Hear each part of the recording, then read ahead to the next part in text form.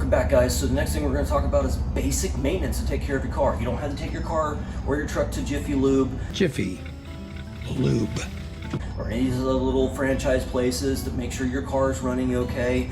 90% of the time you can do all this stuff yourself in your driveway, in your garage, on the side of the road. It's easy, okay? All you need is a rag. I'm wearing gloves today just because I'm going to be touching my phone, but you don't have to wear gloves.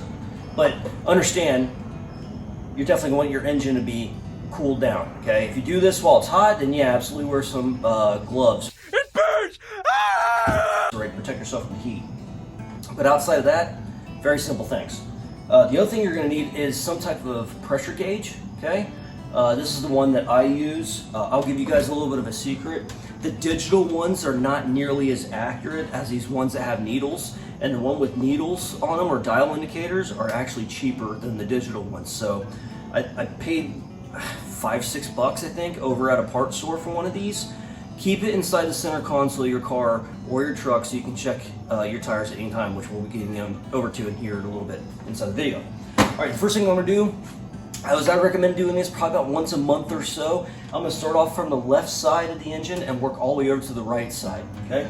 First thing I'm gonna do is I'm gonna look at my battery, okay? I'm gonna look at my battery post, these little silver things here in the center that are cylindrical, and then you got these clamps here. We wanna make sure that we don't have any weird greenish looking corrosion that's on here. If you do, you're gonna wanna take a wire brush and wire brush that stuff off. Another little fun-filled fact, once you get these nice and clean, take a little bit of Vaseline. Get my Vaseline. I'm gonna have to handle it. And place it onto the battery, and that will help resist any of that corrosion from coming back, okay? Now, this is why we needed this rag. Next thing I'm gonna do, if your car is equipped with it, which most newer cars don't, is I'm gonna pull the transmission fluid, okay? So this transmission fluid, and I'm gonna put it into the light, and I'm gonna say, okay, that's between the lines where it needs to be, and then I'm gonna place that back.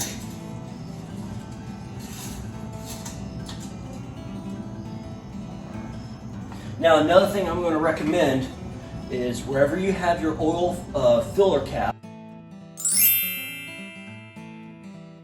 tight. You do not want any moisture or anything else getting inside there because it will damage the oil as it's going through the entire engine. The next thing I'm going to do is kind of like a visual inspection. I'm going to make sure my hoses look okay. I'm going to take a look at my belt that's inside there, make sure there's no cracks or fraying or anything like that, which that looks good right now. It doesn't look like we have any loose wires. So now I'm going to come to the other side. And the next thing I'm going to look at is this right here. This is my power steering pump reservoir. And you know it's power steering because it's got a little steering wheel on top of the cap. May have it on yours, may not. But again, for any of the stuff that we're looking at, just go straight back and take a look at your owner's manual just to make sure you know the location where all these things are.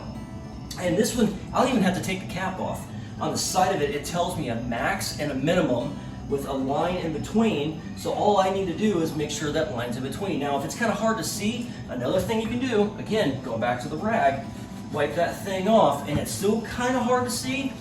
Believe it or not, this is very effective. Shake your car or your truck, and you'll be able to see the line move and then settle, and it gives you a good idea of where that's at. So right now, my power steering fluid is good to go.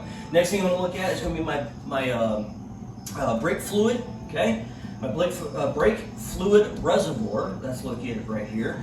Again, it's got a line on there that says max. The biggest thing for these guys is do not let this thing go down completely low. You do not want air to get inside of your brake system. If you do, you're gonna more than likely lose your brakes. Hit the brakes! There are no brakes! So we definitely want to make sure that this thing has plenty of fluid inside of it.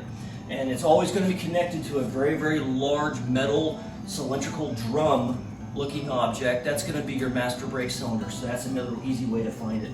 Okay, so in between here, between these two for mine, I have the engine oil. So I'm going to pull that one out. Now what I'm going to do, just to be on the safe side, you don't have to do this, but I recommend it, is I'm going to wipe it off.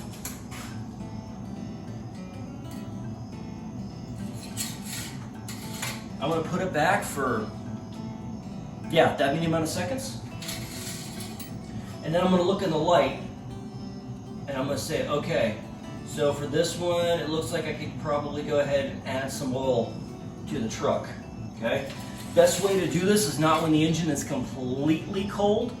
I would recommend getting your car or truck up to temperature, obviously where the needle stops on your dashboard when you're normally driving.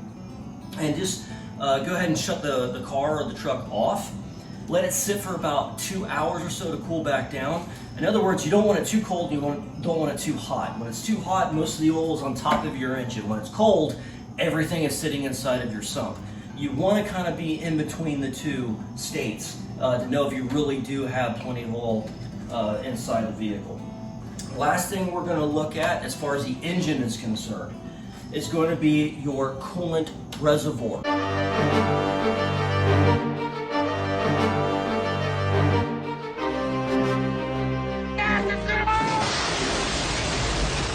Okay, again, this could be located in multiple different places inside your vehicle.